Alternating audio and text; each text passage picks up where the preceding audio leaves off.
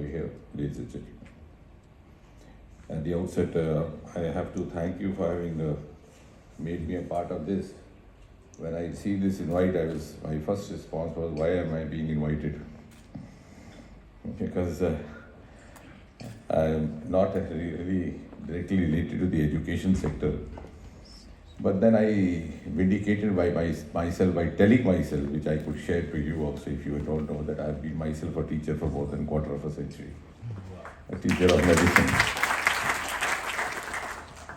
And therefore I justified that to myself without being able to make out what had struck the organizer's mind. Now, as far as the national or the new education policy, which is actually the National Education Policy 2020, NEP 2020, where the students of science we have learned to. In states, this is GAD. There's something to do with administration management, is far from what is education dealing with. And in fact, at the time of independence, the ministry itself was known as education.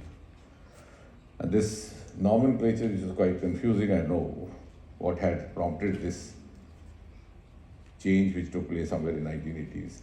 Has been rectified. Second,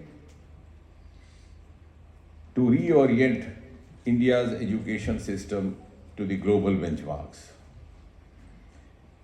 Sudhanshu ji was referring to India's capacity to have the maximum literacy rate in the world, which has been part of legacy, as he cited beautifully. And therefore, if we have to again reach that, we have to have those. We have to live up to those benchmarks, because if India in the year was living up to that standards, it was also actually living up to the universal standards that were expected of it. Third, to link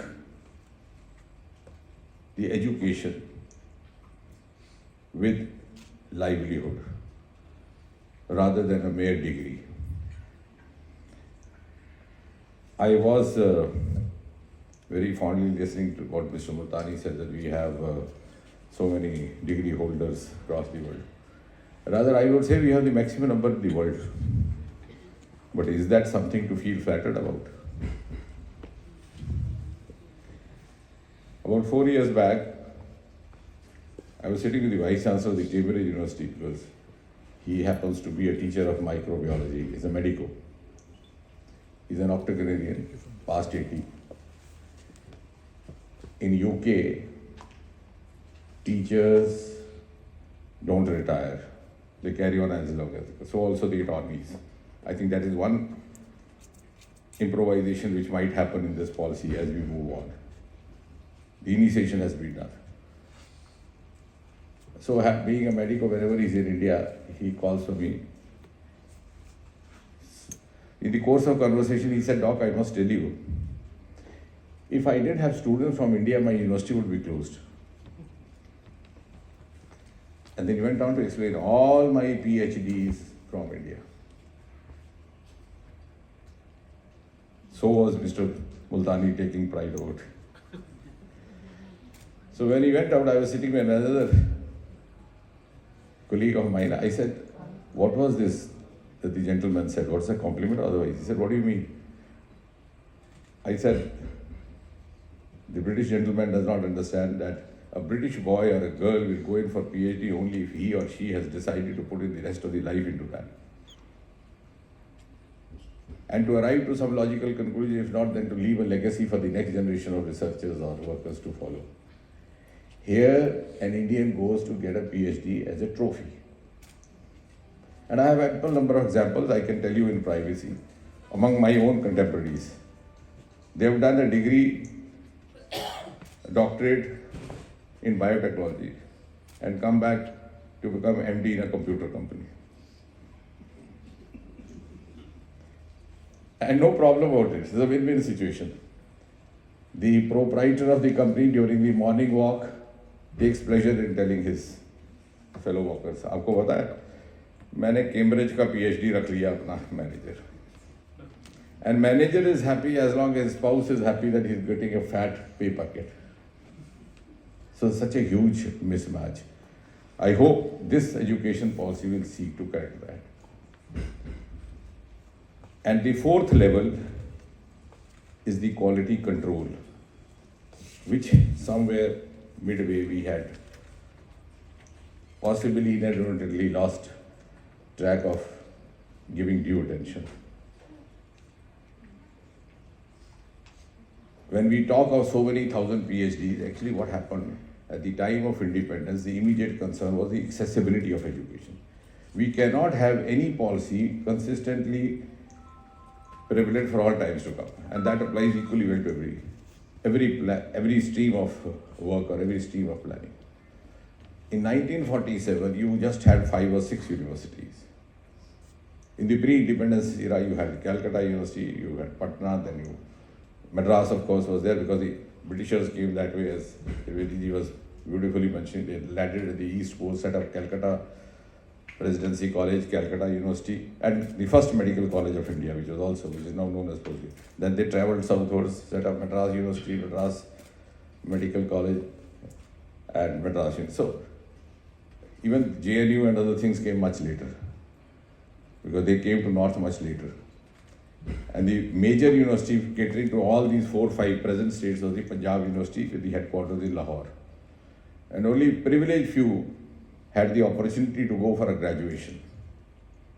Even in a place like Delhi, some of the earlier generation graduates were from Lahore, whether it was Mr. Khushwant Singh, Mr. Balraj Sahni, whoever. In fact, when Atalji went to Lahore, one of the reasons he took Devanand along with him was that he was also an alumni of Government College Lahore. So the immediate concern, and I don't grudge that, rightly so, to make it accessible so that those who could get education and could also have the capability of education would not be deprived of. So somewhere in 1955, in the second plan, you had this stream of regional engineering colleges, which is now known as NITs. Then you had these 5 IITs. Now, of course, that is diluted. So that was accessibility, which was degree colleges not available. But then somewhere the consideration of having new institutions was not purely based on merit. I'm not going to the extraneous factors because even my community may be responsible for that, for whatever consideration. So we had a mushrooming of institutions with not enough of attention to the quality control of it. And that is, I think, these 4 aspects are what the NEP 2020 seeks to address. May not be to the conclusion immediately, but it paves the way for that. And as I said, delinking with degree, it also seeks to give weightage to aptitudes, to skill, to your inherent talents, because that was the casualty. When you were a topper in IIT and ended up becoming a babu as a civil servant. If you do a survey of the civil servants, every batch has almost 70% who are the toppers from the IITs. So what is the pride of having that IIT degree? So I think we somehow lost the track of the fundamentals and got carried away by the ornamentation. And thanks to Prime Minister, he brought back to focus during his Independence Day address in 2015. He said, "Startup India, stand up India." And I know the same day many people were asking me, what does it mean? It was such an alien. And the result of this is that before 2014, before this government came in, India had just about 350 startups. Today we have more than 75,000 and more than 100 unicorns. And India's startup ecosystem ranks 3rd in the world. And even in a sector like biotechnology, which was hardly known, we had just 50 startups before 2014. Today we have more than 5,000. When we talk of Amrit Kal, we forget that what are the new sectors which are going to add value to this Amrit Kal. How is India going to become a world economy? It's going to become on the strength of those sectors and those resources which remained unexplored. One of them is the biotechnology. We have a huge biodiversity source. We have a huge agriculture sector. We don't talk of that because when we talk of startups, we talk of IT. That is fixed in our mind. But there's something called agri-tech startup. And that is exclusive to India. And the bioeconomy of India before 2014 was just about $10 billion. Today is $80 billion. And the projections indicate that it will be $150 billion by 2025. That is the kind of push given by this government headed by Prime Minister Modi. And as I said, for the next 25 years, we will have to look at these sectors which were not looked at. Ocean. We have 7,500 long kilometer coastal area, longer than anybody else. The other day I was sitting with a group of scientists from Australia. I said, you come from a place which is a continent, which is also a country, which is also an island, Australia. But your ocean is not named Australia Ocean. I come from a place where my country has an ocean named. And why so? वो प्राचीन काल की बात बता रहे थे सुधांशु, शायद उसी दौर में जबकि वो बात कर रहे थे, हमारे बुजुर्गों ने यहाँ कहीं उनको ये अनुमान हुआ होगा कि इसके अंदर कितने हीरे जवाहरात. The future economy, the minerals, the mines, the living and non-living resources under the seabed are the huge, they are largest in India, which have been totally, it's now only, again, you heard, Prime Minister said Deep Ocean Mission and made it a flagship program. So these are the new areas to which this direction will give. And when we talk of science, technology, of course, our entire education system and technology is virtually entered every Indian household. So what is it? It is science plus technology enriched by innovation. That is what makes the composition, the recipe of a startup. And innovation is a constant process. And for innovation, you need to have creativity. And for creativity, you need to have mentoring of your inherent talents, which sometimes got messed up in the earlier policy that we were following. As Francis Bacon once read, the greatest harm to the cause of literature is done by the teachers of English literature, when they expect their students to mug up lines from Shakespeare in dingy, dark classrooms and repeat them. So if you are not able to, and that's why we have actually initiated a program in our ministry, which I thought was important, to catch them young at the time of 10, 12. Because after class 12, the first culprit is the parent. In the morning walk, वो कहता है कि मैंने आदर्श में डाल दिया, आपने कहाँ डाला? And वो परेशानी बढ़ गई. And I see so many, parents asking for a hostel accommodation. Admission तो हो गया, hostel नहीं मिला. But if you do, I said you do a survey, we did that. If you do it for the last 10 years, most of those who have made it from the civil services are from the Navodaya Vidyalaya, from the Kendriya Vidyalaya. Hardly few of them from these high profile. And that's because you are not actually allowing the child to grow by its aptitude. You are not also, because the child sometimes may not be aware of what he actually is meant for. And that's where a mentorship is required. So we have introduced a mentorship program. We've identified a couple of colleges. I hope to do more of them. A mentor is the one who has to identify what is it, because the parents would not do. Parents would sometimes overestimate or underestimate. Sometimes you would think he's going to be Einstein, sometimes you would say he's good for nothing. And that catches a mismatch. I told once Dharmendra ji, आधी पीढ़ी हमारे पंजाब की आपने खराब कर दी. बोले कैसे? मैं कहा, जो बार बार कहते मैं सब गोल खा के गुजारा करता था, फिर मैं स्टार बन गया. अब पंजाब के लड़के देखने में तो अच्छे भले होते, सारे चले गए मुंबई, कोई क्लैपर बॉय बन गया, किसी ने ढाबा खोल लिया स्टूडियो के आगे. And the parents also say, अरे वाह, इतना खूबसूरत बेटा पैदा हुआ. So you need to have that kind of a professional scientific mentorship, and this new education policy by essence will fulfill its objective and purpose only if it meets that end. And the essence of flexible curriculum in this and the exit entry, I think one of the hallmarks, we need to be reiterated again and again. In my generation, there was a group of, a section of students who were known as dropouts. आप किसी की introduction होती है hostel में कहीं चले जाते तो पूछते भाई आप क्या करते? साहब मैं 11वीं का ड्रॉप आउट हूँ. This education policy is going to end that nomenclature. There will be no more dropouts in India if we follow this policy, because you have the option of coming out, dropping in, also changing your stream. So this flexi curriculum and exit entry provision is also matched with what is there in the Startup India policy. You have an exit period of 3 months, which means you take a loan. So there's a match of this policy with the livelihood opportunities. You take a loan, you open up maybe a garage, a workshop. Within 2 months, your heart is not into it. The mother tells the father, इतने AC में पाला बच्चे को कहाँ बाहर भेज दिया. तो बाप कहता ठीक है अब रेस्टोरेंट खोल लेते हैं, AC लगा देंगे अंदर भी और कस्टमर के लिए आपके लिए. So you have the option to change over within 3 months. That is again honoring the aptitude and the inherent leanings of the innovation.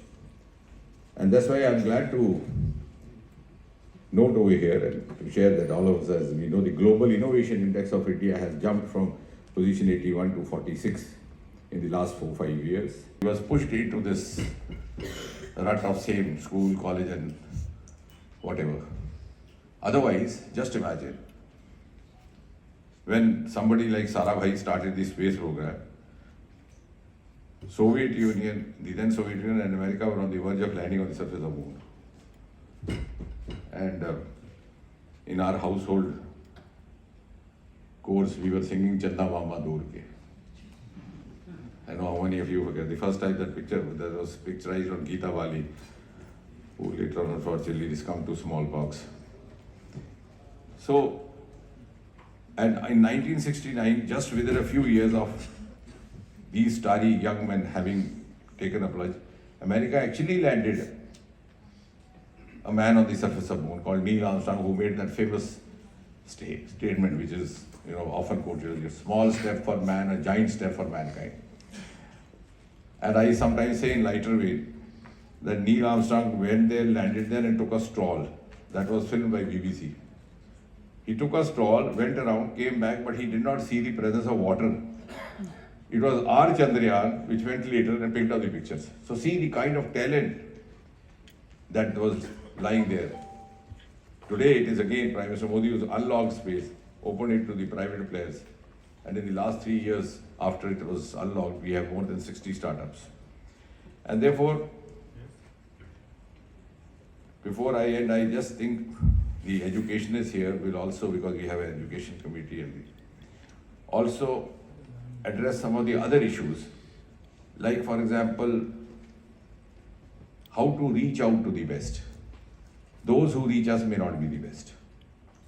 If you actually have to carry education as an education, not as a... So even in startups, I am planning a program to actually search. That kind of mechanism doesn't exist in India. And even among the toppers are not the best. If you do a survey of the last 25 years, you will very disappointedly realize that toppers are more of crackers. They would have been toppers in class 12, then they paid in IIT, JEE, became toppers in IIT. Then they saw an advertisement of civil service which is there. Before the COVID began, I had got into this habit of sitting with the toppers of the civil services, 10 toppers, and also IIT, just for my own learning. And the army has formed a group of Super 30. Most of them from those sections of society who can't afford economically, they used to provide them coaching, and it was very fascinating learning from them. So once I came across, I would rather facilitate them coming to Delhi so that they could also go around. So there was this girl, just about 16-year-old, coming out from class 12, who had cracked IIT. She belonged to Sopur, that terror-affected region Colonel Sahab knows very well. So I asked her, and she spoke beautiful English. Having come to Delhi for the first time, she never got out of her town. So I said, you live in a place which is terror-surrounded all over. You don't have access to any coaching place. So just teach me, how did you make it? So she puts her hand in the pocket and shows me, "Sir, isme sab kuch hai." And she says, "Isme sab kuch hai, 8 महीने 14 घंटे पढ़ाई करिए crack. मैंने कहा बेटे मुझे पहले किसी ने बताया तो हम भी यही करते। So what we are trying to say is that this mismatch, if we are able to, I think, so for that the education planners, the educationists among you have to assist us. The second is the vernacular, and he actually did so. So all our quality curriculum books, textbooks are available only in English language. So that is our disadvantage. And somehow it has got into our minds that without English language you can't be an achiever, which is not so. Otherwise China would not have been there, Japan would not have been there, Russia would not have been there. So but by legacy, now to get over that is a very difficult task. And I think for that, from this learner audience, if we are actually trying to contribute to this policy, we'll have to create kind of a good pool of translators. We don't have appropriate translators, particularly for the science stream. About 6 years back, there was a protest going on by the civil service candidates who had not waited. Early, to begin with, I didn't take it seriously because every year after the result is over, those who don't make it sit on protest. There's a permanent tent outside UPSC office. The person doesn't even charge money. You कहता कोई नहीं बैठना, जिसने बैठा हो उसी को bill दे देंगे. So I didn't take it. ऐसे मैंने कहा यार ये हर साल होता है, जो फेल हो गए वो हड़ताल पर रहते 2-4 दिन हमारा पुतला भी जला लेते हैं, फिर चले जाते हैं. But then somebody said, no, I want to. And the third person said, there's a point that I want to bring to your knowledge. He said, what? He said, they are saying that the translation, I myself went through that. The translation into Hindi of the steel plant was लोहे का पौधा. तो translation करने वाले ने बड़ी ईमानदारी से ट्रांसलेट किया था. लोहा भी है, पौधा भी है. लेकिन that goes to the disadvantage of the candidate. So for that we need to have, I'm glad some of the states like Madhya Pradesh have already introduced Hindi medium of vernaculars. Otherwise, talent is equally accomplishable. About a few years back, we had a 4th topper who had done his entire graduation in Telugu. So I asked him why so. He said because I knew graduation was the minimum qualification for civil services. I didn't have access to that. I come from a village. My mother is a housemaid. I had to walk a considerable distance to reach a small township where there was college and it was only Telugu medium. So the urge is also there. Only thing the providers, we have to. And that too, when we talk of Amrit Kal, these is the section of population, those in their 30s, in their 20s, who are going to put in active energy for the next 25 years before India turns 100. And so what is our role?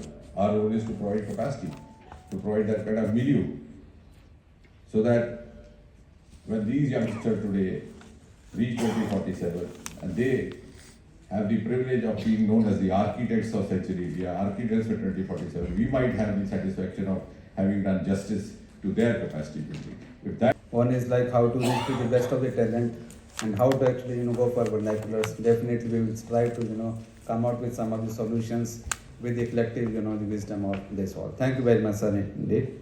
And before I request Dr. Bina Mittal, I request our president along with chair and co-chairs to kindly felicitate our guests with a memento from PHDCCI.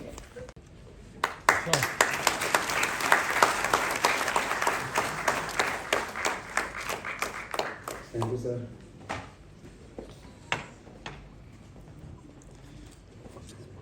Sir, one memento.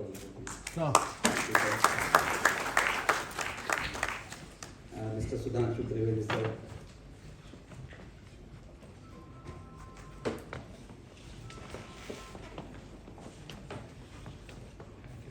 So.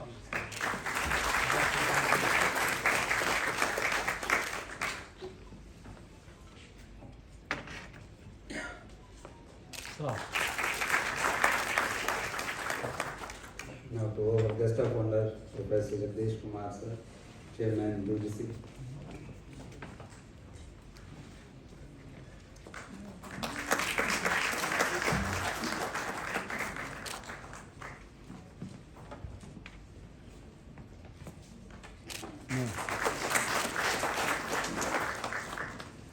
Next to Dr. Manish Kumar, CEO, NEP, Quality Council of India.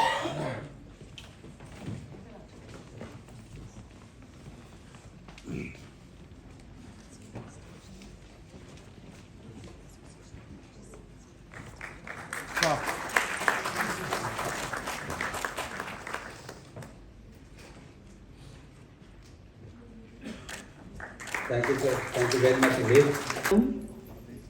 At the very onset, I would like to take a minute to compliment the central government and our Honourable Prime Minister for taking the bold initiative to introduce the new education policy for our country. Having had exposure to various international education systems and having visited some of the top universities outside India myself, it is my firm belief that universities can concurrently serve two purposes: cater to the broad education needs of the population while striving to be centers of excellence. The NEP has been drafted carefully to cater to both of these needs. On one hand, students will have the option to graduate in 3 years in a course curriculum of their choice. And on the other hand, students who seek a more holistic education can choose the 4-year course to acquire a more eclectic range of knowledge or to pursue interests that may not neatly tie up with their course or core curriculum. Where the prior system had fixed courses and fixed learning, the dismantling of this system, I believe, will be revolutionary for our students. A student can pursue music and commerce, understand engineering with global strategy. Imagine, why should an IITian not understand the economic and political implications of scientific innovation? Why should we not expose our system and our students to myriad topics and allow them to explore their interests and be the next Steve Jobs? Combine a love of calligraphy, minimalism with a love of technology. This is what education is all about: choice, options, and being multidisciplinary. Giving our students more options has long been overdue, and the government has shown great willingness and decisiveness in adopting international and as well as regional best practices. We are proud to have the Honourable Minister, Dr. Jitendra Singh ji, here with us. The fact that Dr. Singh assisted the Prime Minister of NEP and for him to take time out to be amongst us is the acknowledgement of his desire to motivate the educational fraternity. Dr. Sudhanshu Trivedi, who is family to me, we've all seen him on TV to be one of the legendary speakers. वो एक केवल प्रवक्ता नहीं, विचारक भी हैं. He has an encyclopedic knowledge of history, astronomy, Sanskrit, Vedas, politics, and physics, to name a few. He is a thinker and a living icon who is able to combine multiple experiences of his life and add wisdom and knowledge to society. Professor Jagadesh Kumar has left an incredible mark as Vice Chancellor of JNU. Now, as UGC Chairman, he has been the force behind the implementation of the NEP. Professor Jagdish, we salute you for your dedication to this structural change in the edifice of the Indian education system. A system which is going to govern hundreds of millions of people is by default bound to have flaws. But what matters is the acknowledgement of flaws and eventually taking it one step closer to perfection. Mr. Manish Jindal added great value to the discourse today, as accessibility, affordability, and quality are the 3 cornerstones of the new education policy. I'll be failing in my responsibilities if I do not thank the President, Pradeep Multani ji, the Managing Committee members, my colleagues from the Education Committee, and ASG, Dr. Jitendra Singh ji of the PhD Chamber, for picking this amazing topic for discussion. Education begins in schools, colleges, and universities, but must integrate itself with industry and the real world to have a real impact and real change in society, which is what we at the PhD Chamber support, promote, and our endeavor is always to go and change the society and the system at large. Last but not the least, ladies and gentlemen in the hall, I thank every one of you for joining us and making this day very special for all of us. The very accomplished and very articulate Rajyavardhan Singh Rathore. Thank you so much. Thank you very much, man. In fact, आपने गागर में सागर भर दिया, and your vote of thanks. Thank you very much. You in fact picked up all the key points, which were all told by our learned speakers and domain experts. Thank you very much. May I request everybody to kindly stand for a group photograph, and then we will start with our next session.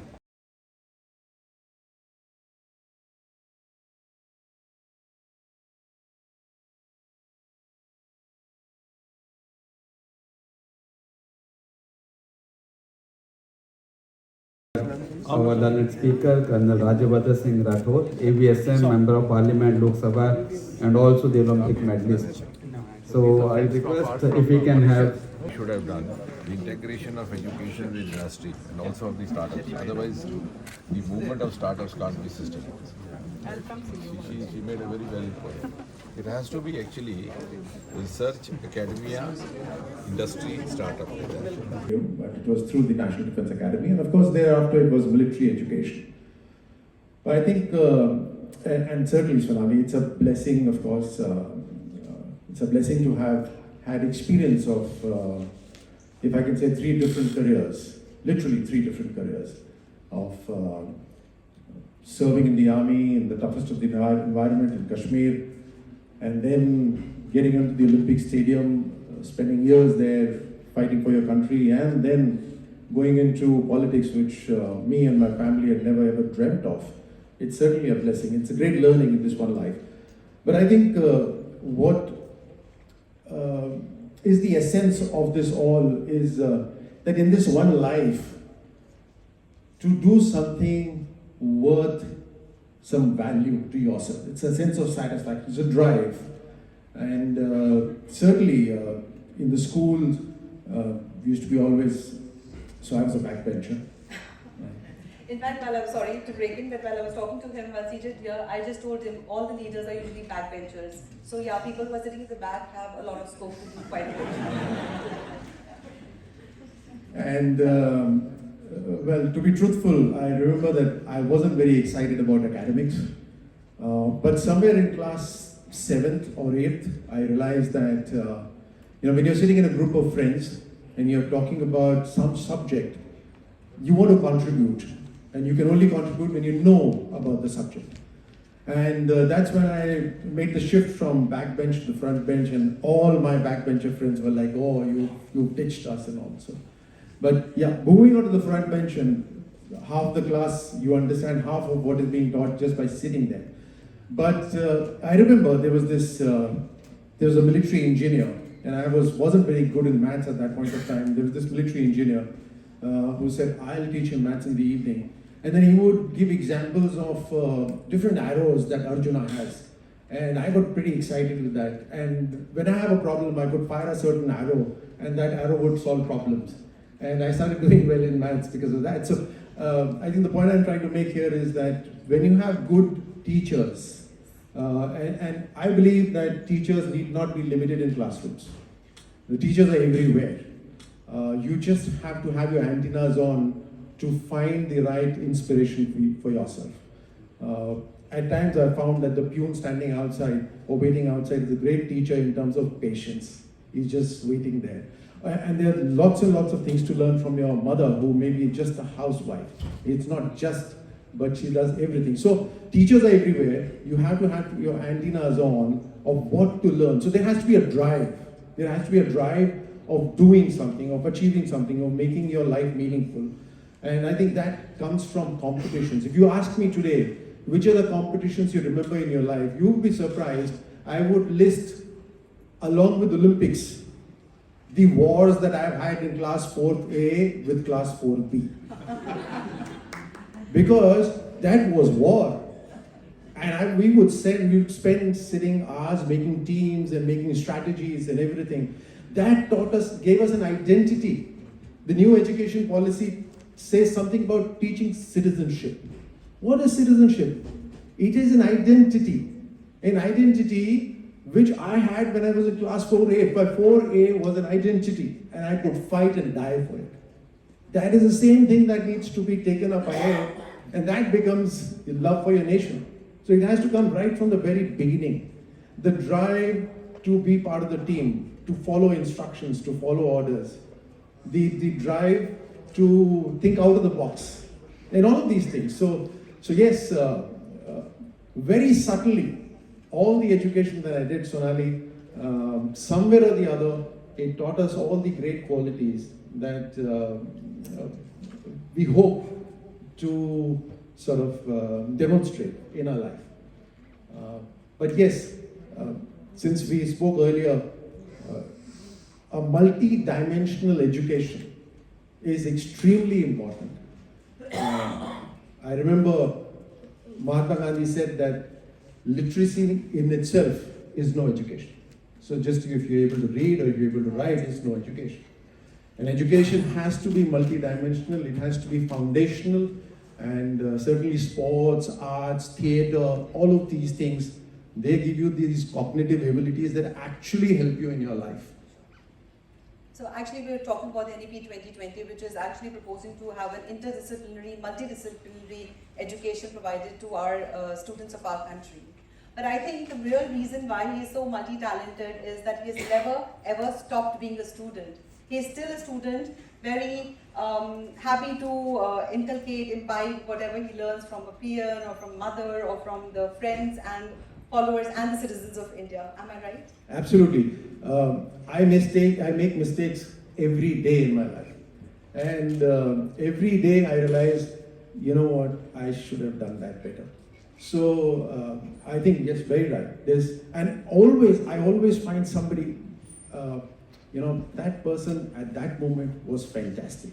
And I think I need to have that quality. A lot of people ask me that when you were growing up, who were your heroes? Or when you were a sportsman, who are your heroes? And I always say that I find heroes for that moment. And so wherever I am, if I find somebody doing something which is really nice, and I think I could follow that, for me that person is a hero. And I would like to learn that. It just so happens that I feel the National Education Policy 2020 has all the ethos which reflect in your life. Because my next question was all about mentorship, which you've already answered. My teachers would faint at this time. No, but the word mentor has been repeated in the National Education Policy almost 30 times. So, as you rightly say, hero could be somebody like maybe Amitabh Bachchan, or probably in the sports segment area, but it could be somebody like your own teacher or your own not that educated mother.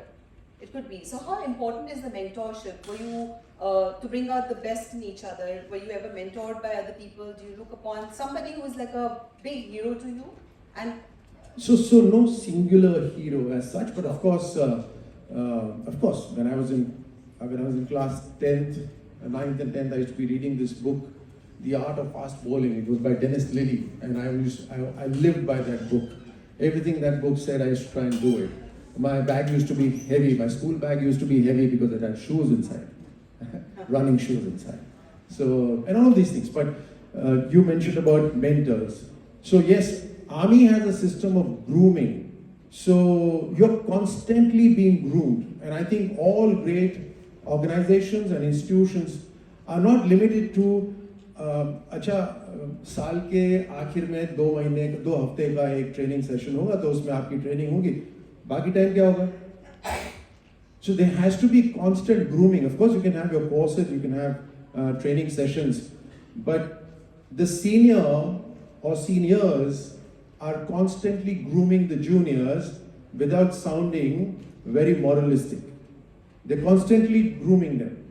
And the juniors are always loving to be in the company of their seniors because they are enjoying, they're learning, and that's how life goes on. So, Army, it's a constant thing. I've learned from, sports has changed in the country, right? I can tell you that. From 1998, when I first got into sports, by the way, I was 28 years old when I first got into sport. So all those who are not 28, or even those who are 28, you can still, let's say, win an Olympic medal, right? You can do anything in your life. So I was 28 when I first saw a shooting range. But the point that I was making was that I've had, so in those days, Indian sporting system wasn't so great. And so we didn't have coaches in India.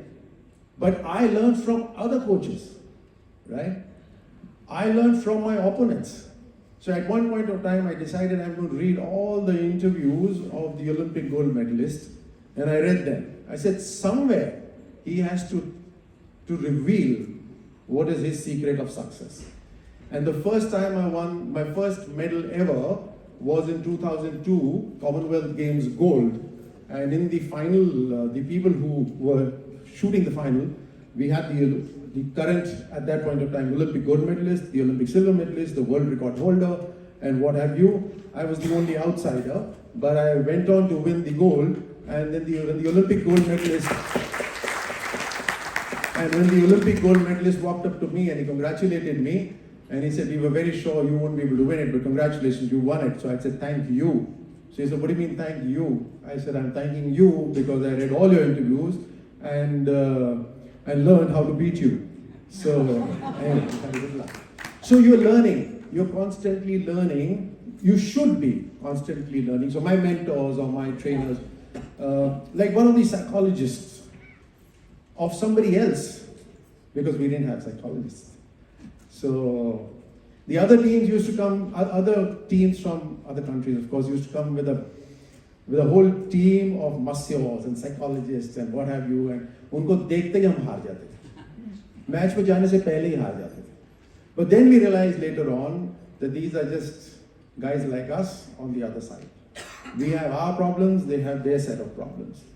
So I was speaking to a psychologist from a different country, and he said, you know, the essence of this, the whole game, in half a second, 0.5 seconds, we have to shoot 2 targets that are flying at about 90 kilometers an hour in 2 different directions. And we have 150 such targets. So it can get very complicated. But he says the whole process has to be made simple. So you should pick up these things that I have to make it very simple. All of this whole process, this multi-complex process has to be made simple. So yes, mentors are very important, but you have to look for them. You have to seek them. They're everywhere. I think in school we have to create an environment where children seek knowledge, where they seek inspiration, where they seek drives. That environment has to be created. I'll give you another example, Sonali. We were speaking yesterday. In schools, you have parent-teachers meet. Right? Most of the parents would go and meet physics teacher or science teacher or maths teacher. How many parents go and meet the physical education teacher? Right? Very few.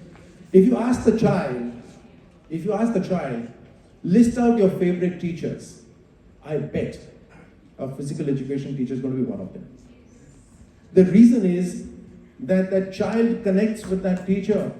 That teacher is giving him life skills, solving problems. When he falls or when she fails, that teacher is telling her, get up, there's going to be a tomorrow, right? That teacher is creating a great positive environment. So yes, that's what a school can do. And they're very non-judgmental. And because of the sports philosophy, which of course he would know better and he would also come along with it, but sports philosophy always teaches us it's okay to fall, but it's not okay not to get up. So you're a loser when you don't get up. When a boxer falls or a wrestler falls in a ring, he is not a loser. But if he fails to rise up and shine to the occasion, again he's a loser at that particular point of time, but there are always opportunities that will come his way. Very true. The Indian Army has, in most of its competition, has the best loser award. And guess what? The best loser gets clapped more than the winner, right? The best loser. The reason is because everybody relates to that loser. Because he may not have the best skill in boxing. He may not have the best skill, but he gives his heart out there. And so that is what is required in life, to give our best. And then we'll fail most of the times. You introduced me here as an Olympic gold medalist, Olympic silver medalist, but you didn't say how many times I have lost in the arena. I've lost hundreds of times. Yeah? So one shouldn't fear losing. And again, that's something that schools can teach. You know, there's going to be a tomorrow. This test is not the last test. All of these things. We are not even halfway across our interview with Mr. Rajyavardhan Rathore, but he has already shown glimmer of hope to all people sitting here, the backbenchers, people who are still below 28 or above 28, you still have hope, and all the losers who have lost in some point of time, you still have hope because we have Rajyavardhan Singh Rathore saying so. So maybe we have a loud round of applause to the most positive society that we have amongst us. So sir, as you you've already mentioned that for a high performance or even for a regular performance, one needs to strategize. Even to win a war in the 4th ACE class also, you need to strategize. You need to have a mentor. You have to have an inspiring leadership and a lot of mental toughness. How has all of these affected you with sports in your favor? So in life, when we go through our life journey, what is the duration it takes to win or to lose? It probably might take a couple of months to have a loss, something that you wanted to do and you couldn't do, or a win, it might take months, years. In a sports field, it happens every half an hour. Every half an hour you're losing. Every half an hour you're winning.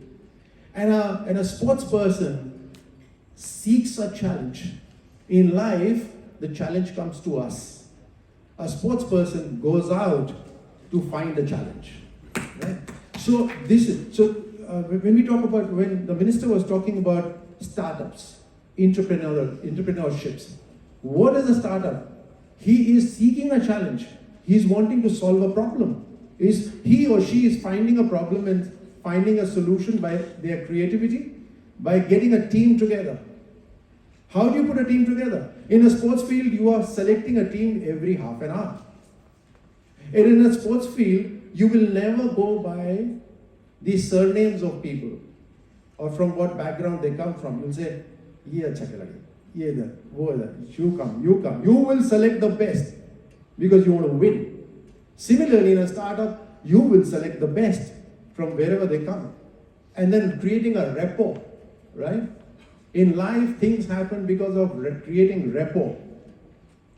So you meet different people and everybody feels, oh, he's like me. I'm going to help him. There's a book, some of you might have read, Outlier. That book talks about, for every person's success, there are many, many people who have worked behind the scene that person may know or may not even know. How does that happen? That happens by creating a rapport. When I feel, that girl there, she's pretty much how I was. And at some point in time, when something comes up for her, I probably go out and help her. That happens with rapport. Communication. What is in your heart, in your mind? How do you put it across to somebody else? By good communication. What happens in a team? You have to communicate in that microsecond. Oh, pass kar, ball pass kar, abhi. What is that? It's communication. Or telling him, that guy is, you move there. When I do this, you move there. It's all communication happening. Even by gestures. You're communicating by gestures. You're communicating by body language. All of that is communication. And best of all, not communication to the outside world. In sports, you learn to communicate with yourself inside. That is the most important communication. When you lose, and you tell yourself, I'll come back tomorrow. I'll show that person tomorrow. What is that? That is internal communication. And you learn internal communication. All of this is going to be useful in life. Every day, the lessons that you learn in a sports field is going to be very, very helpful in anything that you do in life. Now, I don't know, in the army, in my battalion, even when we were operating in Kashmir against terrorists, we of course, we did an analysis. All the best sportsmen of our battalion used to be always in the forefront of any gun battle with the terrorists. It just comes naturally to them to lead, to come up right in front and take up that challenge. So, and similarly, in my experience, Sonali, I found when I meet lots of people from different fields, most of them have loved sports or have played sports. It is not important to excel in sports. It is important to walk into the field of sports and play.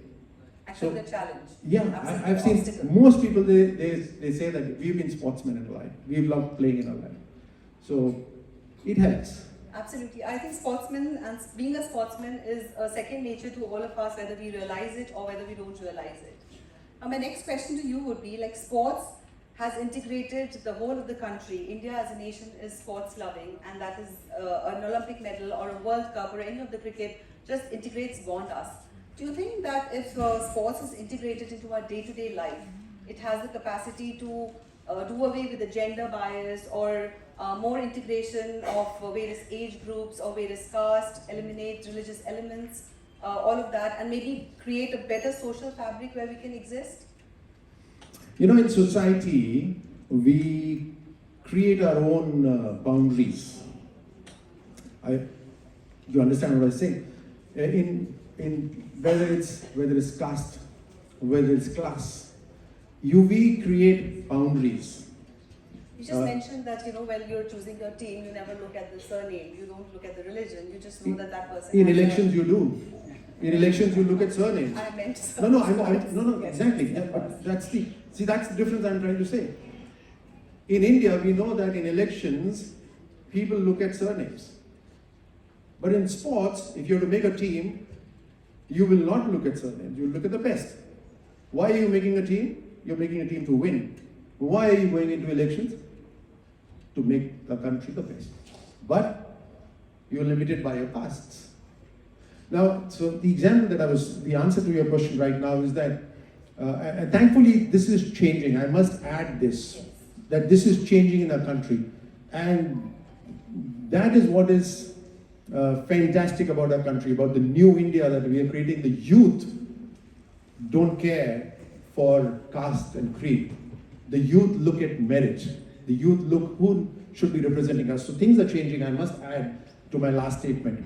But now coming back to the question that you asked, in society we create these imaginary boundaries, borders.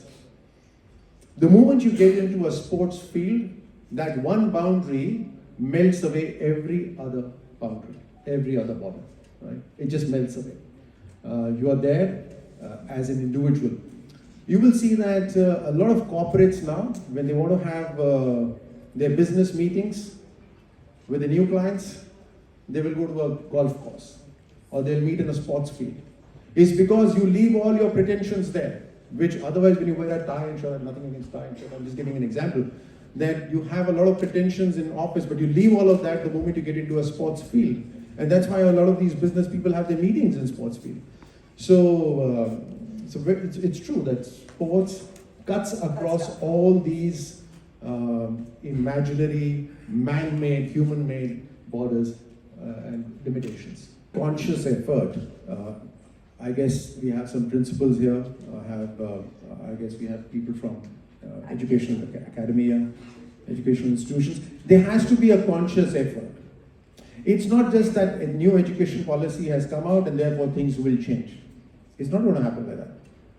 There has to be, a new education policy is a guideline. But to be able to extract the most out of this guideline, this policy, there has to be a very conscious effort in all the schools to ensure that sports, art, theatre, multidimensional learning, cognitive ability, emphasis on cognitive ability, all of this gets the due importance. How you do it, it has to be. The more creative schools will come up with better ideas. If you have half a minute, I'll give you an example of my own daughter. My daughter was in class 10th, and then she said that, she was very good in academics, and very good in academics because my wife's a doctor, by the way. So half the gene is a lot of studies and half is sports. So she said, not interested, class 10th, the same teachers want the same answer. What's the point? I sent her to, she volunteered to go to a school down south. And there, class 11th and 12th was over 3 years. Right? And I didn't mind her losing 1 year, it's not important, as long as you learn in life. There, she took economics. And in class 11, she found that boring, so she went to the teacher. And the teacher said, you know what, why don't you go and spend 1 week in class 12th? Study the same subject in class 12th. She was in class 11th. And the teacher said, spend 1 week in class 12th. So she spent 1 week with class 12 studying the same subject. And she came out saying, well, this is interesting. This is very practical. That's very bookish. So the teacher said, look, to make it applicable, to make it exciting, you have to go through the foundation. So she said, okay, then it's fine. And so this way, and she's not doing well. She's not fully sort of integrated into learning, and she's spending hours learning because it's become exciting for her. So I'm just giving an example that you have to come up with your own creativity of how to best implement a whole-rounded education. And this, I believe, is the most important pillar of national education policy, which is innovativeness. And this is one innovative way that the teacher handles the student, unlike most of us who would have probably, asked her to just carry on in the 11th grade and do something which she may or may not like. So I think that's an excellent example that you have given. Coming to your defense background and sports background, it's an observation that I've made that the defense services have a lot of sportsmen coming forth, like you see, of course, yourself and Milkha Singh and Dhoni, and we have Sachin Tendulkar. All of them are very decorated sports person as well as decorated defense people. So is there a particular reason why sports is being so much patronized in defenses? Does it lead to any emotional stability, physical stability, mental stability, or is it more because of the accolades and medals? So I think we can draw this as an example that one of the most trusted institutions of the country, or around the world, most armies are most trusted. Armies around the world, and especially the Indian Army, lays a lot of emphasis on playing sports. And it's not for excellence. It is because it teaches so many things that the army wants to inculcate as a character, as a behavior of a soldier. So whether it's leading a team, whether it's following a team leader, the bonding that happens, the sacrifice that happens in a team, building an identity, fighting for that identity, of course, staying fit, staying happy, staying healthy. All of these things are there, and it all happens in half an hour, 40 minutes. I mean, which is this medicine that can give you that? Do you know of any medicine that can do that? No medicine. Or if there is a medicine, it's going to probably bring you down after some time. So the high that you get when you play, the happiness that you get when you play is absolutely amazing. And it just connects us all. If we all don't know each other right now, we could go into the playing field and have a match. And we'll know half of each other's names there. This is what a sports field does. This is what playing does. And this is what is life. This is what you do in life. This is what you ought to be doing in life. Coming up through challenges, not getting defeated, practicing again and again for something that you need to do.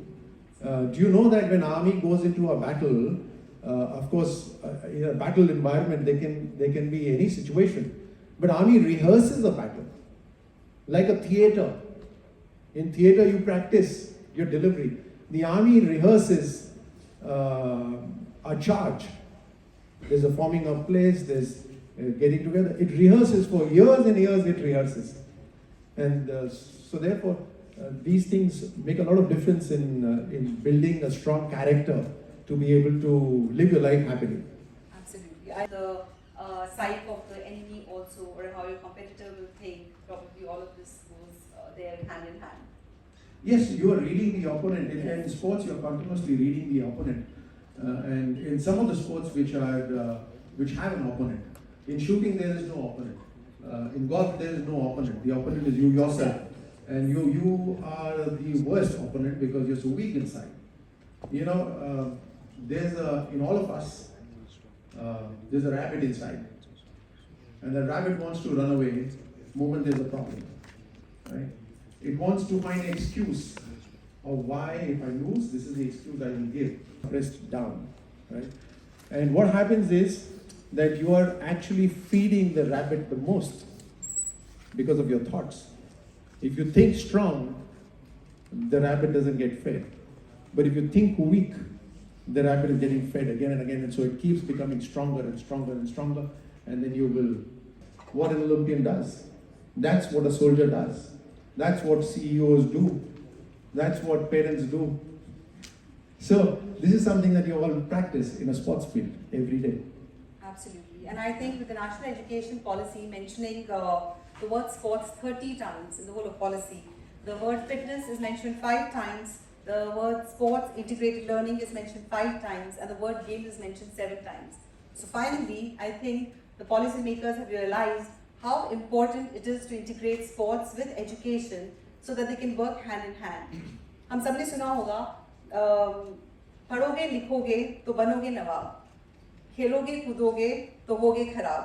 But finally, I think with this national education policy coming, as well as we hoping to implement it very strongly, all of this will change, and it will be padhoge, likhoge, kheloge, koodoge, to hoge nawab. As you say, every sports person is very disciplined, and every sports has 40 minutes जहाँ अपनी ज़िंदगी जी लेनी होती है. So मुझे भी इशारा किया जा रहा है that we're falling short on time. So I would just, I have a lot of questions, but I would like the audience to just probably ask 1 or 2 questions that they have for Mr. Rathore. Physical versus digital education, where you see arrow is heading, and is there any provision in NEP 2020 to create a sync between these two? And you mentioned psychological defeat. So do you think psychological defeat is a preemptive attempt to accept real physical defeat? Kindly respond. Thank you very much. This is through my experience that now, after the world went through COVID, I find now we are over the crisis, physical classes are going on, yet when I speak to educational institutions, they tell me that the number of enrollments for digital classes has gone up tremendously, despite the physical classes running. They've told me that now students are doing multiple courses at the same time, which a physical class would not permit you. And so therefore, and I come from a rural area, I went to a very small village, and the village was such that I was sure that perhaps people would have migrated from here, and I spoke to them, and they said not a single migration, not a single family. And they said, in this year, we have 3 girls and a boy who've gone through competitive examinations, who cleared competitive examinations. And the reason was that not everyone can go to these educational hubs, Delhi, Kota, or Sikh, or Czech, or whatever. Not everyone. Most of them are studying at home through their parents' mobile phones, through whatever data is coming. So that is certainly something that is going to solve a lot of problems ahead. You spoke about psychological defeat. I couldn't really understand that question, but let me just say that before you can ever win on the field, you have to first win off the field. You have to have a mental aptitude that you're going to win. For 24 hours, out of 24 hours, you're on the field for, let's say, 4 or 5 hours in a competitive environment. You will not become a champion by 4 or 5 hours. You have to be a champion. You have to live a life of a champion for those 18 hours to be able to be a champion for the remaining 6 hours. So, yes, it's psychological. I think physical and digital are 2 sides of the coin which are inseparable, and COVID has really taught us that. So, before we take the last question, I have a question. Seeing the dapper, dashing, dynamic Member of Parliament here, I have to ask you about your fitness regime, because I'm sure all the students who are sitting here, along with people like us, would really benefit from it. So if you could just tell us, what is your fitness regime besides fighting yourself in the mind? So most people think that I spend a lot of hours working out. I don't. But I try and commit to at least a few minutes of workout anytime, and I don't care what I'm wearing. In the sense, not what I say, when I'm working out, I don't care what is the dress I'm wearing, because I do not get time to change into a proper workout wear and then have that luxury of 1 hour to go and work out in the gym. I don't get that. So if I get that 15 minutes, I might just do some bit of exercise, and I could be dressed up in a shirt and a trouser. It doesn't matter. But I think it's just a conscious effort that I believe that we have. In this one life, we have one body, and that body should be capable of doing everything. And so I must commit to keep this one body fighting fit, so that any mission that I undertake in my life, I should be able to do that. So it's just I think this comes in because I've been in the army for so long. My 4 generations have been in the army, so it's sort of instilled very strongly. It comes in because I've been an athlete, I've been a sportsman. I can't look at myself in the mirror when I see myself not fit. So I have to be fit. So it's just a mental thing of staying fit. How lovely is that? I think Mohammad Ali said something like, the gyms don't make champions, character makes champions. And that holds true for our esteemed guest today, because he doesn't much care about the gym, but his character is of utmost importance, his fitness is of utmost importance. Thank you so much. I wish you all the best. Thank you for coming here. One of the most impressive sessions that we observed after the inaugural session. I request our President, Mr. Pradeep Multani, to kindly come in the dais and felicitate our honorable guest, along with our chair and co-chairs of education. Thank you so much.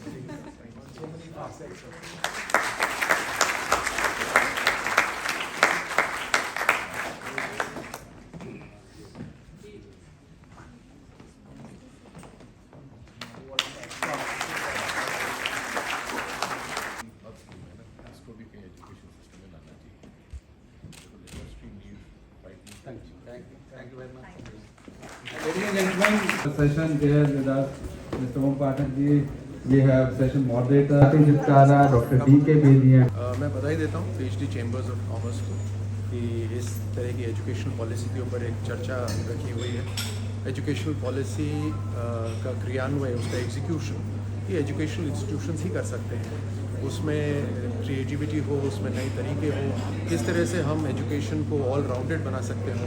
प्रधानमंत्री मोदी जी ने जो पुराना education का system था उसमें जो कमियां थी उसको दूर करते हुए ये न्यू एजुकेशन पॉलिसी लेकर आए हैं और इसमें बहुत सारी फ्लेक्सिबिलिटी है, ऑल राउंड डेवलपमेंट की संभावनाएं हैं और ये जो टीचर्स हैं, जो प्रिंसिपल्स हैं, एजुकेशन इंस्टीट्यूशन से संबंधित जो लोग हैं वो इसे सफल बना सकते हैं। उसके लिए ये जो आज चर्चा हो रही है मैं बधाई देता हूँ PhD चैम्बर्स को।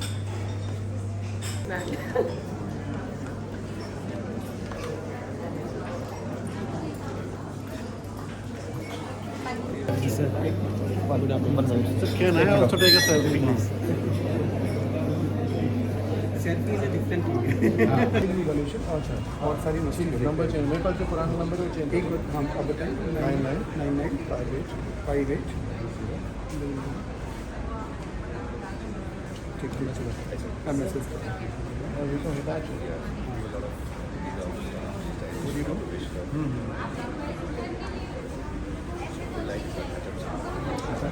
क्या नाम है? शांत उपाध्याय। आपका परिचय सब 2 बार पूछते होंगे ना?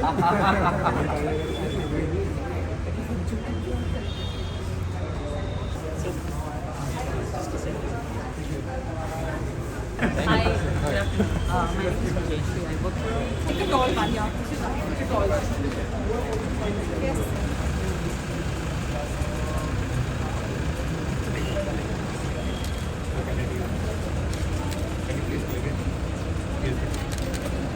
You also.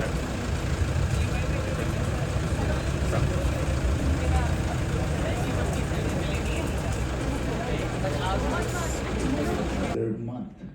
In the last 1 year, we have had a regulation on dual degrees, on twinning degrees. We are getting regulations now on foreign collaborations and now maybe foreign institutions coming to India. Great opportunities. And we have always been on a quest of internationalization personally. So we welcome all this. The one thing that we see now from a skilling perspective, a large effort on our part will be to now focus on, we have a traditional classroom-based model, but we are going to also focus a lot on online blended learning, by the way, especially targeting the adult learner, who is quickly becoming obsolete in some sense after 5, 6 years, 7 years, 8 years at work, that needs to completely digitize or relearn a lot of the things that he or she needs to learn in order to compete in this world. So there are, I think, great opportunities. So affiliations and collaborations with institutions are a focus for us. We don't see the classroom model going away anywhere. We do see blended learning being a very strong part of our efforts. The third thing is the context that the regulators are setting up for us of equity, access, autonomy, quality, and most importantly, at the end, we have to worry about learning-based outcomes. as being the kind of things we measure. So I don't know if I've answered your question, but I've given you a very broad overview. I think it's a very exciting time to be in India. This is a cusp moment, if I may say. The next 10 years are going to be very, very different kind of higher education systems here.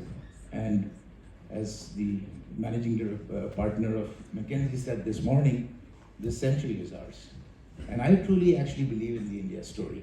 I'm one of those IIT Kanpur graduates who left outside abroad, but I also came back. Thanks a lot. I think you more than answered the question, but I amazingly liked your stuff on empowering. And I guess, as you said, that's the crux of NEP 2020 as well. I guess changing course is moving to Garima. You know, Garima, who leads the education go-to-market Asia for Adobe India. You know, this plethora of tech that the education sector saw. Zoom, Teams, and you name it. There's so many. Just walk us through at least the top 2-3 trends that you see today. And the big question that everybody's asking is, you ask a student, I'm very happy in the school, physical school. How do you manage that? Do you see online tapering off, which is happening today, but do you see some again, a new model getting created and tech enabling education? Thanks for that question, Raja. And I completely echo your words that this is the most difficult session because we are standing in between the audience and the lunch menu which is placed outside. But we'll try and be as crisp as possible so that we can quickly head out and enjoy the lovely spread that PhD House has for all of us. So the first thing, of course, when you talk about technology, and we had a wonderful session on K-12 just before our session where there were some great points that were put forward. It's all about skills, it's about quality. But I'm going to add one more point, which will actually reinforce the point that while online education is not just about students learning at a distance, hybrid mode, but when you give them physical boundary, physical opportunity to go back to school, it definitely improves their mental, physical, and emotional well-being as well. And of course, it's about how do we infuse skills right from school education so that at a progressive level they're also able to manifest even at the higher education. When they get into college, it has to be integrated as a part of the curriculum, and as Dr. Saha rightly said. And to your point, we definitely know that digital is here to stay. We are in a digital era, and we talk about technology trends, be it AI, machine learning, data, new technologies like robotics, AR, VR. Definitely, these are the skills in demand. But something very foundational that I want to lay emphasis today, and that is not something because I work for an organization called Adobe, but this is something I truly believe in as well. We all are creators, and we love creating, social posts, videos, and graphics, and even government also realizes the importance of this sector. And by 2030, we will have 160 million jobs that will be created only in this particular sector of media and entertainment. This is going to be the foundational pillar of all technologies, anything that you talk about. Today it is AI, machine learning, tomorrow it could be something else. But I think unless and until you have the power of creativity, which is absolutely foundational to any technology, any skill, that is what is your future of success. So when you talk about digital creativity skills, there is a new skill which has come into the trend, that is the creators economy. And that is extremely powerful. Even when I talk about today's session, when we had to promote this on social media, we had to create graphics. We had to talk about digital marketing. And that is the power of digital today. You have to be creative, you have to be innovative. And youth definitely is leading the way. They are influencers all there. We are creators of content. And if I talk about the latest report that we have released, globally, 1 out of 4 individuals are creators. So I won't be surprised if all of us sitting here are posting something on social right now. And that's the trend that I think youth, are imbibing, and they want to take it on, be it entrepreneurial skill, be it future of jobs, be it any field. But it is all about how do you become more creative so that you stand out and you progress further and become successful in whatever job that you may get into in the future. I hope that answers. The discussion to something very, very fundamental that, AI is the best robotics, but remember there's somebody, a human, actually designing that and using that and applying that in real life. So creating, I think that's a great point, Garima, you touched upon. Well, we talked about digital, right? Internet presence, learnings. Some data for the group is, in all of this, let's not forget that I was talking in the morning that, we talk about the bullying in the classrooms, the ragging in the colleges, some of the bad incidents which used to also happen in schools. But let's not forget, today, that space has actually changed to digital, right? And as two leading cyber experts with me on the panel, I'm sure they're gunning to speak about the risks, right?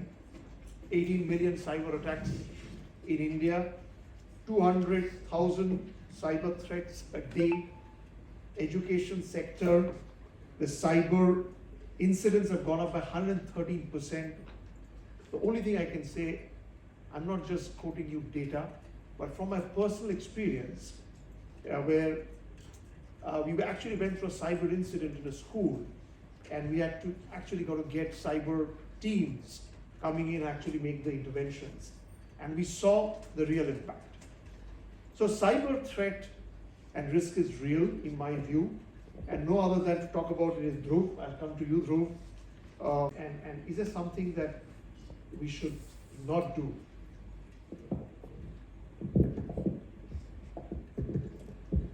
Thank you. Basically, we know that we all are here to discuss the NEP 2020. India has also made the National Cyber Security Policy for India. The National Cyber Security Policy focuses on the securing the ecosystem of each and every sector of India. Right now, the lots of campaigns are going on in today's in this country. If we name the campaigns that are Make in India, Digital India, Vocal for Local, Atmanirbhar Bharat, then Startup India, the Invest India, all the campaigns are dependent on the technologies. If we talk takes cyber security, drones, machine learning, these are the futuristic solutions and the ongoing solutions which are in each and every sector we are saying to make our work easier. After the COVID pandemic, the most cyber threats which has been happening in the education sector is that there are the online Zoom classes which are going on.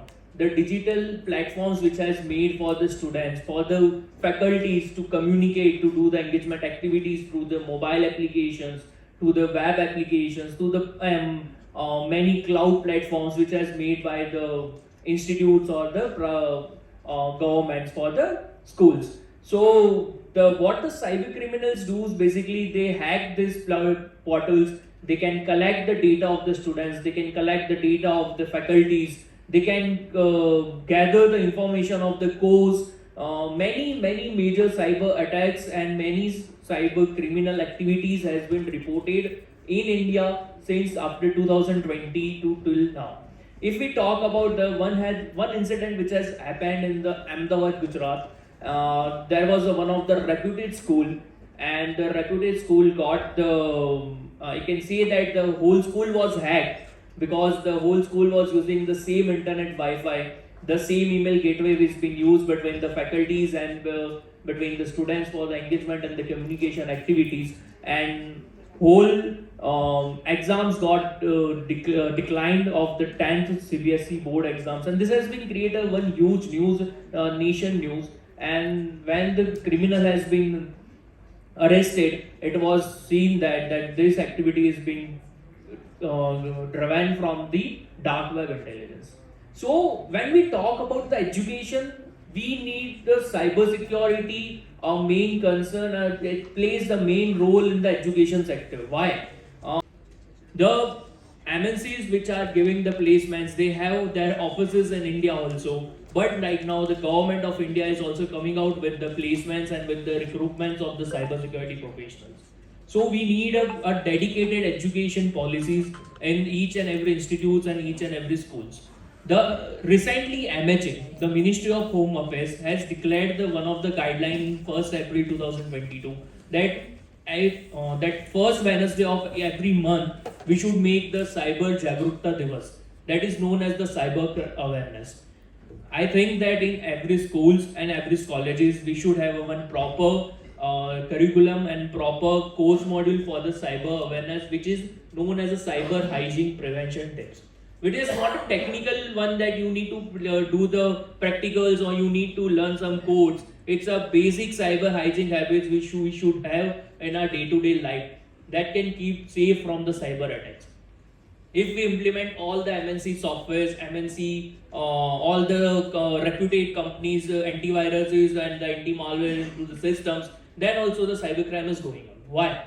The reason is that the 97% human error is being watched in India, because the people has been not proper educated about the cybercrime awareness and the cyber hygiene habits which we need to keep a day-to-day life.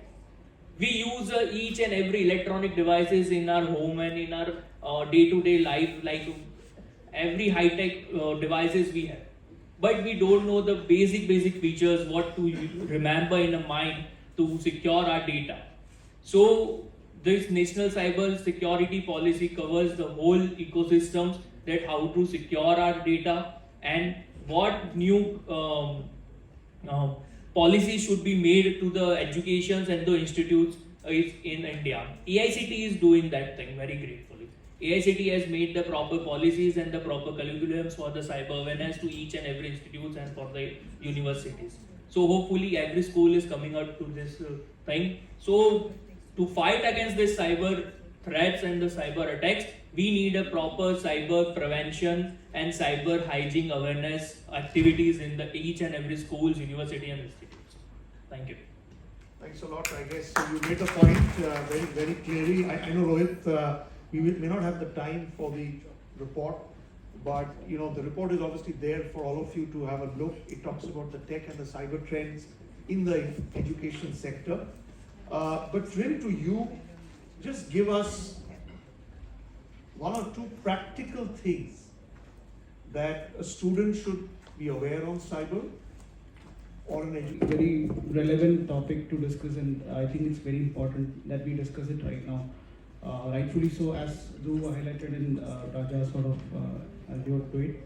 It is sort of getting more and more prevalent when it comes to students, and it doesn't really start from a particular standard and above, because every child in India is getting used to these digital devices right from the start.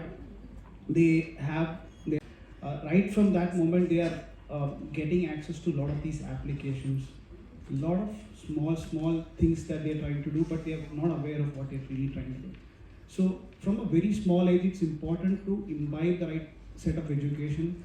What are they really sort of committing to when they are downloading a small even video game, right? You accept all terms and conditions, which is a privacy policy. You are giving access to normal, your access to your SMSs, to your photos, to your location, a lot of details they're giving access to, which is sort of leading to a lot of these cyberbullying activities, and rightfully so. A lot of the bully activities attribute to the lack of awareness quotient, and from that perspective. And coming back to the question, Raja, about what are the tips that we can really give to students? Students, I think the first and foremost would be to be aware, and I would not say this to students, I would first say this to a parent or a teacher and to the institution by large to start building these awareness campaigns within these institutions to make them more aware of what they are really into. Even accessing a small website, how do they access the website? Do they need any help in terms of monitoring things? Where do they click? Do they really need to, how do they talk to a stranger in the internet? Start sharing more information. So that is about, the student per se. But also just to add on to the institution. Just one thing for the institution. Yeah.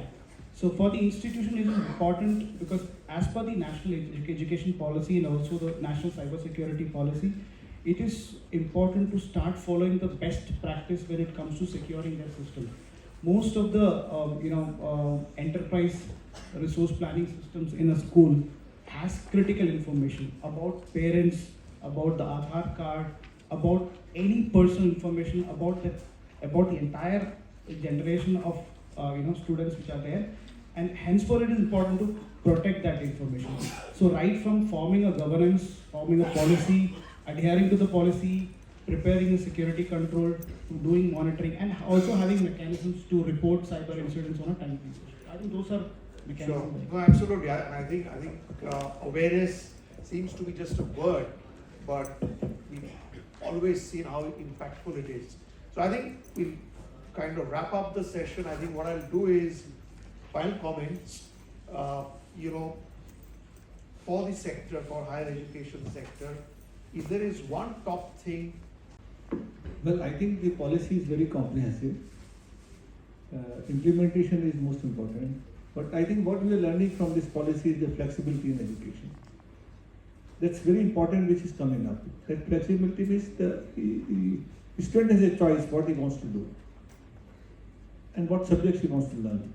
So you can really bring out the skill in a person, and he needs to believe by himself that nobody else will evaluate. So that's a good thing, and it's a welcome step to my mind. Great. Thanks a lot. Dr. Agarwal, from your side.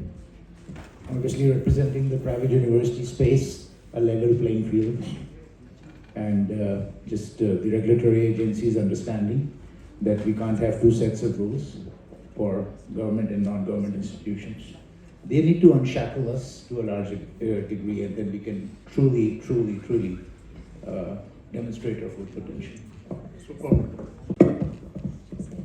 We need to upskill educators, because if they are the ones who have to skill students, it's really important and critical that we impart latest technology skills to educators, our faculty. So, as per the point of the cyber security, the national education policy should make the policies regarding the national cyber security policies also, and should take the points which has been necessary for the universities and for the schools. I would just add one simple aspect, which is to generate awareness, as simple as that. And whatever mechanisms, imbibe the culture of learning within the entire school. And while we have the entire NEP in place, we also have to blend the cyber angle to it, and the course should be part of the curriculum. So that's how. Distinguished panelists, I think we are done, and we can, I can break, of course, but I think the one thought I would just keep is the purpose